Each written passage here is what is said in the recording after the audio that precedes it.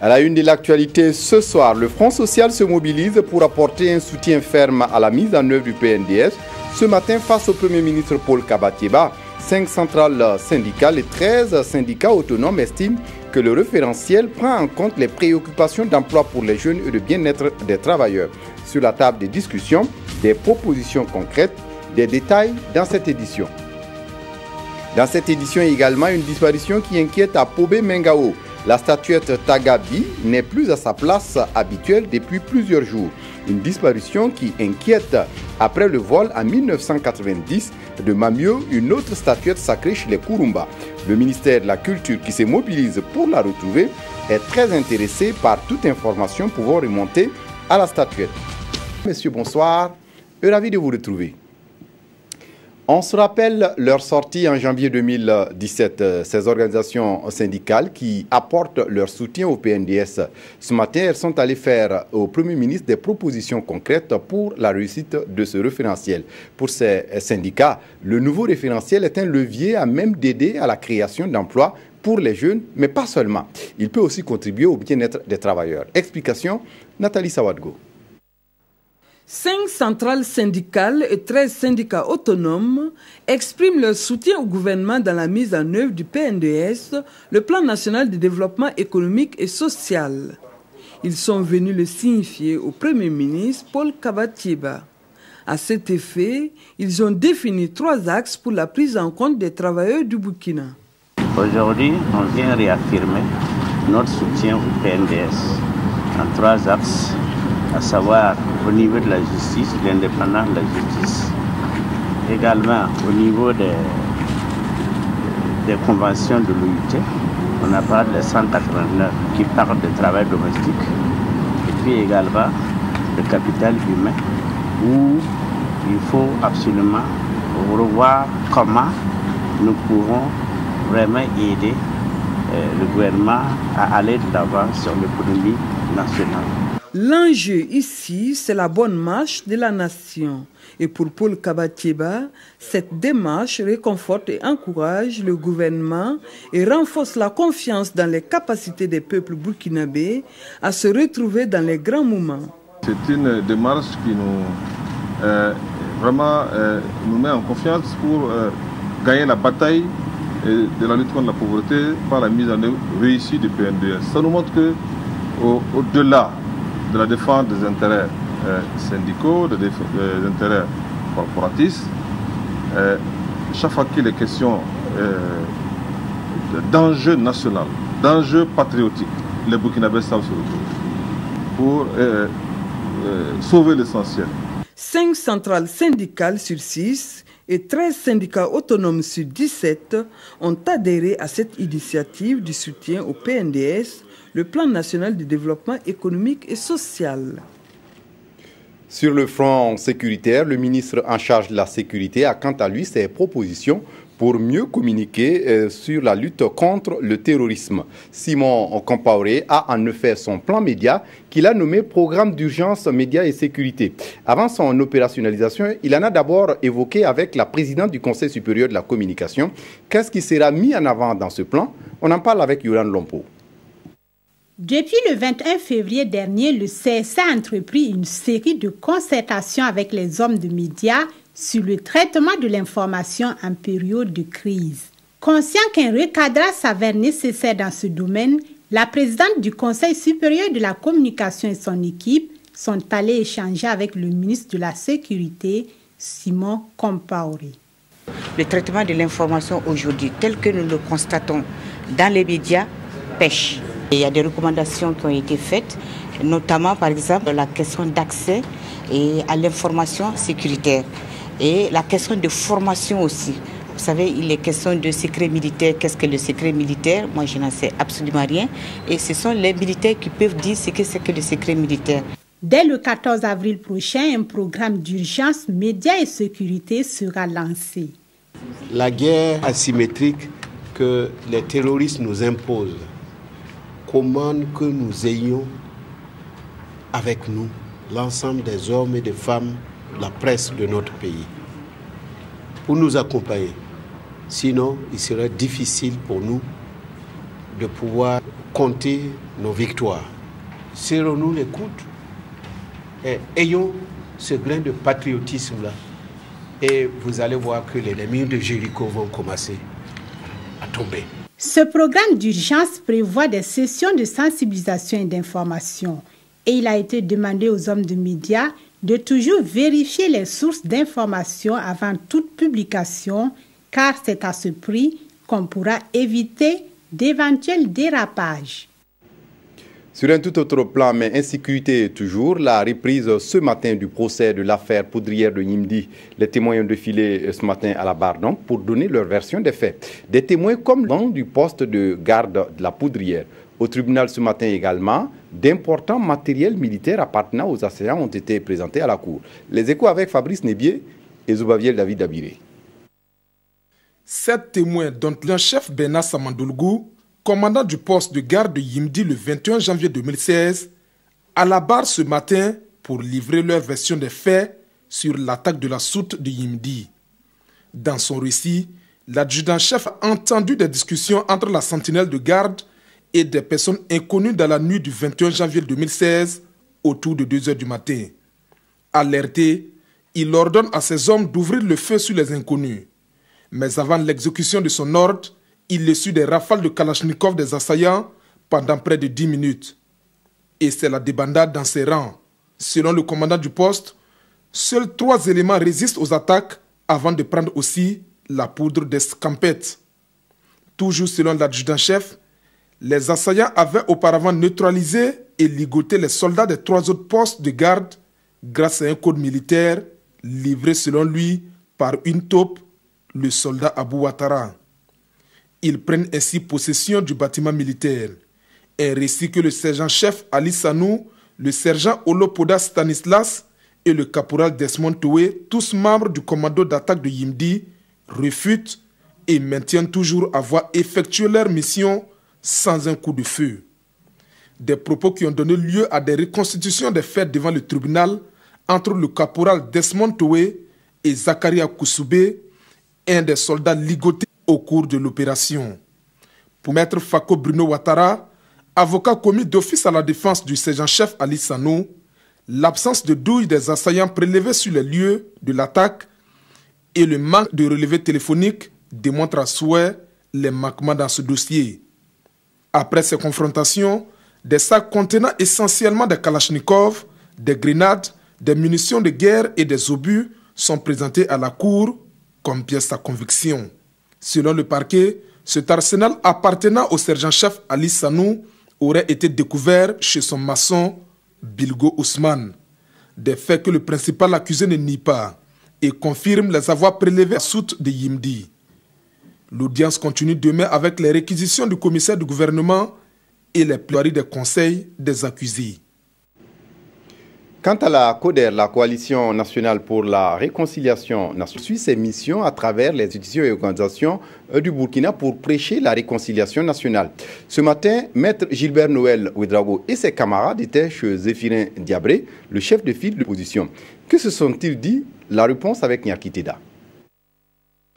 Les membres de la CODER, la Coalition pour la et la réconciliation, arrivent au siège le chef de file de l'opposition politique avec 2 préoccupations.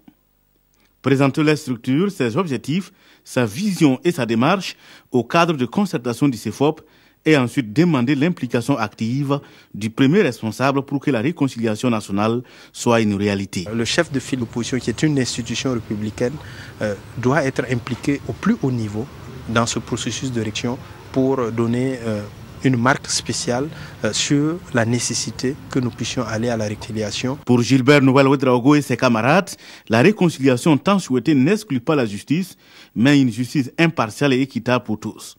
La finalité, œuvrer à la paix des cœurs pour relancer la machine de développement de la nation avec tous les Burkinabés. Une vision partagée par le CEFOP qui donne une suite favorable à la démarche. Une démarche empreinte de sincérité et que quand on dit réconciliation, il ne s'agit nullement que des politiciens s'entendent entre eux pour faire des agréments ou des deals. Non, c'est de faire en sorte que d'ouvrir la voie pour que le peuple, c'est derrière lui qui, in fine, sera le plus grand acteur. Il est important que dans chaque chose, un groupe de personnes où la colère a commencé, elle a souhaité maintenant qu'elle lance l'opposition y aille. 3 partis membres de la CODER sont du CEFOP. Et à l'occasion, ils ont réaffirmé être solidaires des actions de l'opposition politique burkinabé et entendent y rester pleinement afin de jouer leur partition. À l'arrondissement 3 de Ouagadougou, un groupe de conseillers municipaux réclame la tête du maire. Rainatou Ouedraogo, celle qui est considérée comme la plus jeune maire de la ville de Ouagadougou, est accusée de mauvaise gouvernance. Mais ce matin, un groupe de manifestants est allé signifier à Dame Ouedraogo leur soutien et affirmer leur détermination à la défendre âprement. Des détails avec Tanga Robert Kafando.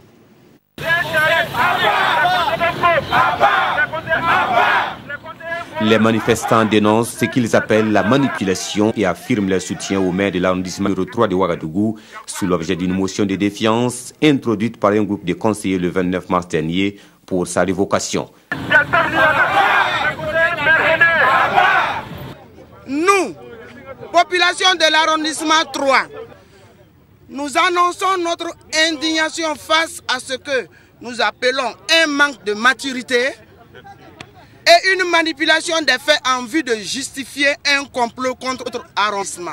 Mauvais management de l'arrondissement, mauvaise gestion des recrutements TIMO, manque de collaboration suffisante avec les membres de l'exécutif, mauvaise gestion du carburant, enrichissement illicite, tels sont les motifs évoqués dans la motion et le maire dit s'en remettre au texte du cœur, tout en appelant ses soutiens à la mobilisation et à la vigilance. Moi, je ne veux pas trop parler de cette motion parce qu'il y a les textes en vigueur que nous devrons appliquer. Ce matin, moi j'ai des mots de remerciement à lancer à l'endroit de cette population qui m'a fait confiance et qui a voulu m'apporter son soutien. L'UPC, le parti qui a la gestion de l'arrondissement, lui dénonce un complot monté par le parti au pouvoir avec la complicité des 4 conseillers de son propre camp.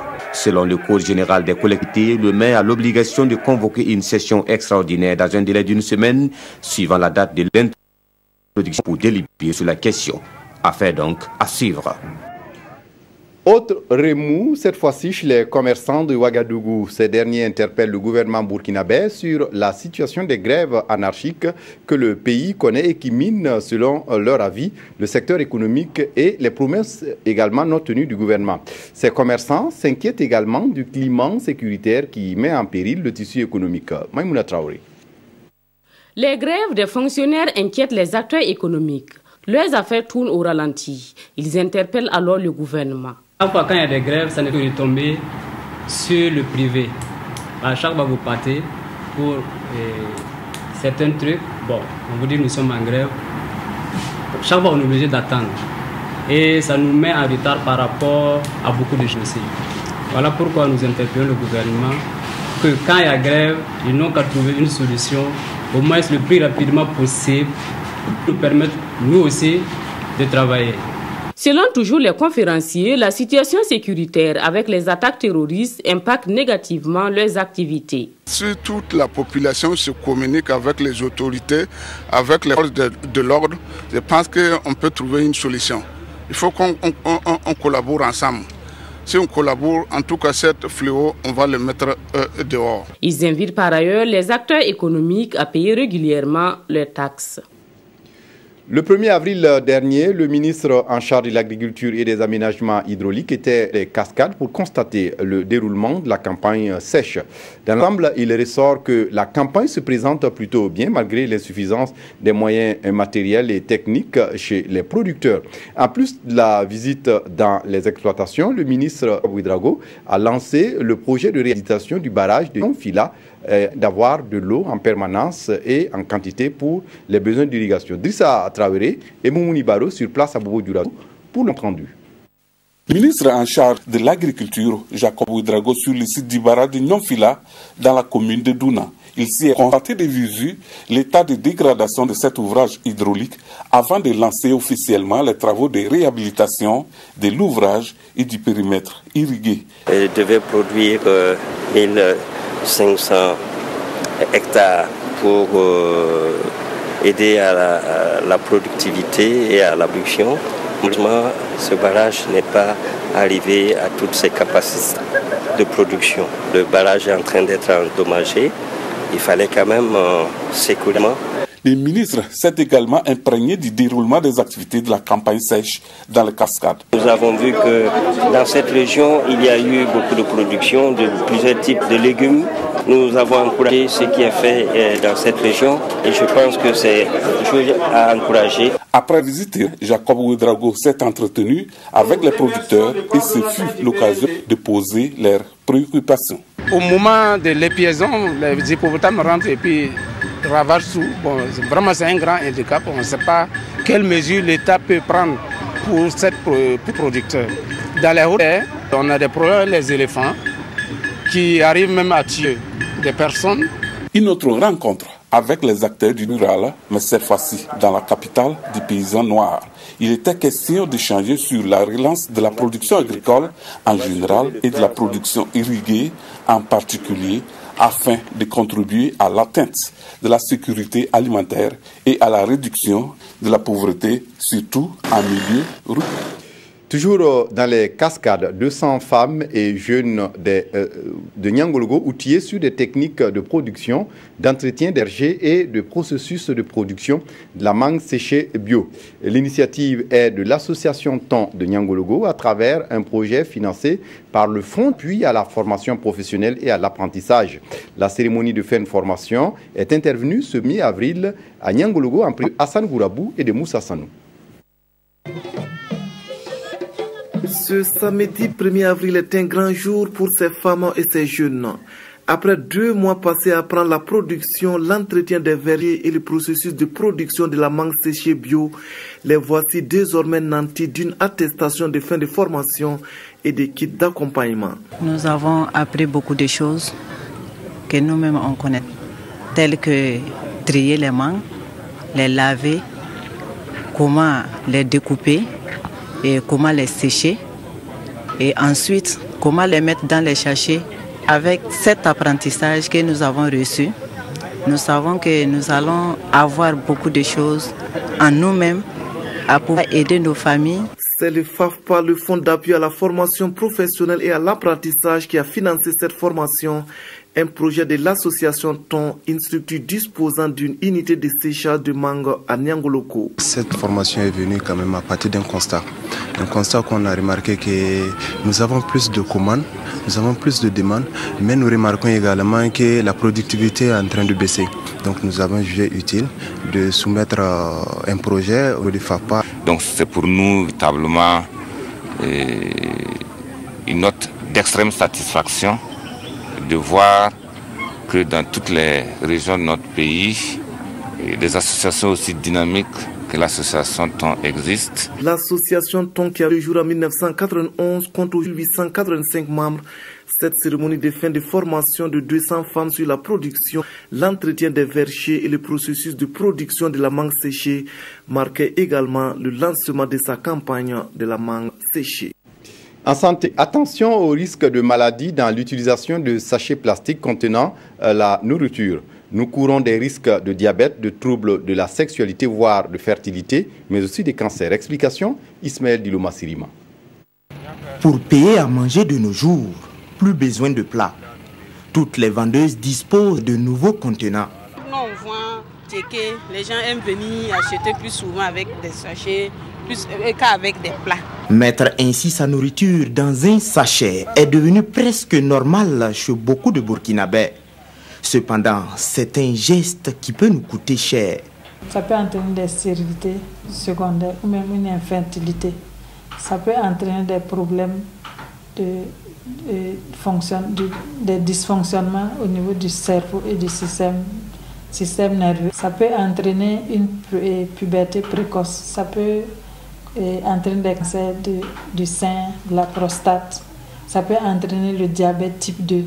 Qu'ils soient de couleur blanche, noire, bleue ou tout autre, les sachets plastiques nous font courir les mêmes risques, surtout quand ils sont utilisés dans des conditions particulières. Ne pas utiliser ces risques pour mettre des aliments chauds, gras ou acides. Aujourd'hui, on voit les gens qui vont acheter la bouillie avec des sachets. Ceux qui font la journée continue vont acheter dans les kits où on met la sauce dans le sachet qui est chaud, qui est gras, qui est contient certainement des acides aussi. Donc, et c'est chaque jour. Donc ça veut dire que en tout cas la contamination est permanente et c'est quelque chose à éviter. À ce niveau, certaines personnes ont fait des cas alarmants. Sachez là, souvent quand on perd maillot qui est chaud là, souvent on part trouver qu'il y a la saleté qui reste dans la nourriture.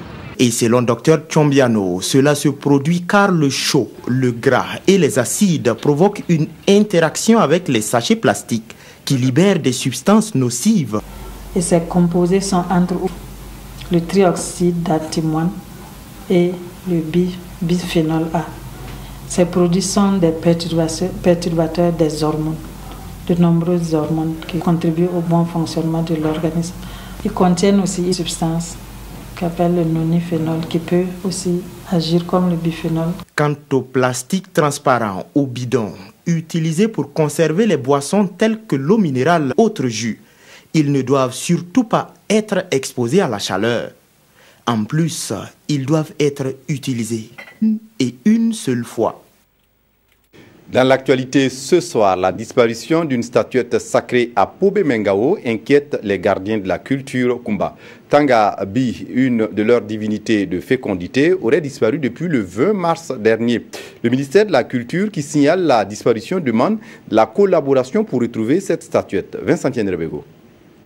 Où est passée Tagabi, l'une des deux divinités au pays d'Agomba dans la province de Soum? Ce 27 mars, un habitant aurait constaté la disparition de la statuette de son site, à un village de la commune de Pobé-Mengao. Tagabi est une statuette mâle de la statuette de la fécondité qui est dénommée aujourd'hui Mamiou.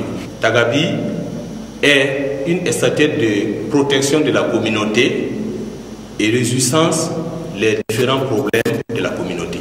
La statuette n'est pas à sa première disparition et ses voleurs l'ont toujours amenée d'eux-mêmes à leur risque et péril, foi des garants de la tradition dans cette localité. Dans le passé, elle a été dérobée 2 fois. Et les 2 fois, elle a été retrouvée. Les voleurs sont venus par eux-mêmes déposer quelques semaines, quelques mois après.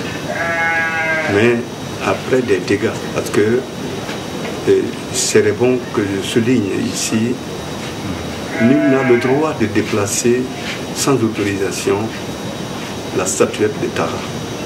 Si vous le faites, c'est à vos risques et périls. Le ministère de la Culture, dans un communiqué, parle de vol et de pillage de biens culturels et appelle au retour de la statuette.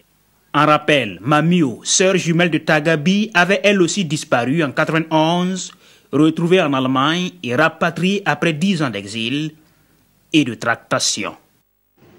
Justement, le ministère de la Culture qui insiste sur la collaboration pour retrouver Tagabi donne ici des numéros d'appel pour tous ceux ou toutes celles qui auront des informations.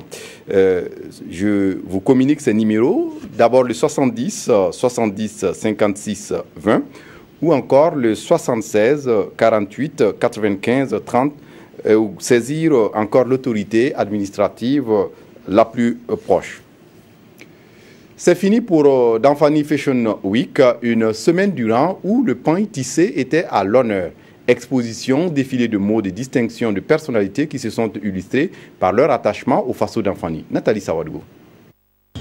Des défilés de mode, des remises de trophées et des allocutions, c'est dans cette ambiance que les rideaux de la 2e édition du Danfani Fashion Week referment ses portes. Avec ses forces et ses faiblesses, elle a été un moment d'échange et de partage entre les différents acteurs de la filière coton.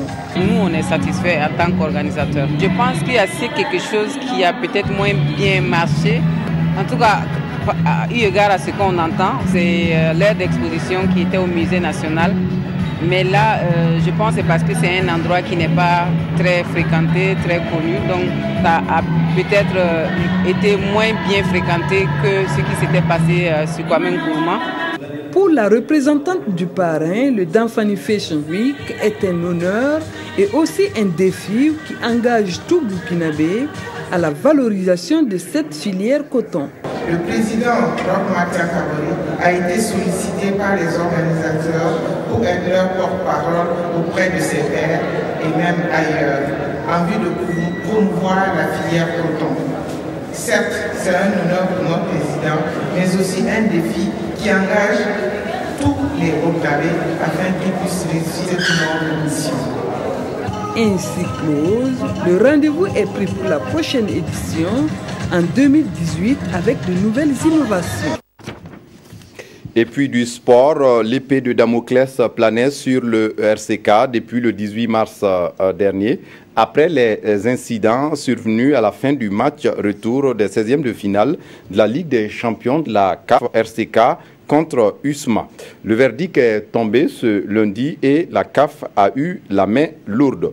Le RCK reversé dans le tour de quadrage de la Coupe de la Confédération jouera son prochain match interclub de la CAF le 9 avril contre le CS Flaxien au stade du 4 août à huis clos. L'entraîneur du RCK, Kamou Malo, est suspendu pour 8 matchs interclubs de la CAF, dont 4 avec sursis. Une amende de 30 000 $ américains, soit environ 15 millions de francs CFA, est infligée au RCK. Plus d'informations sur ces sanctions tout à l'heure dans le magazine des sports.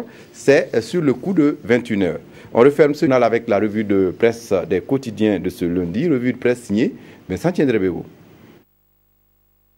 Reprise des classes au Soum, les acteurs de l'éducation s'y attellent, nous informe l'observateur Palga, qui rend compte d'une rencontre à Djibo à cet effet. Selon le journal, les 1677 enseignants du primaire et du secondaire et tous absents de leur poste depuis le 6 mars, un taux d'absence record de 100%. À ce sujet, un parent d'élève se complaint.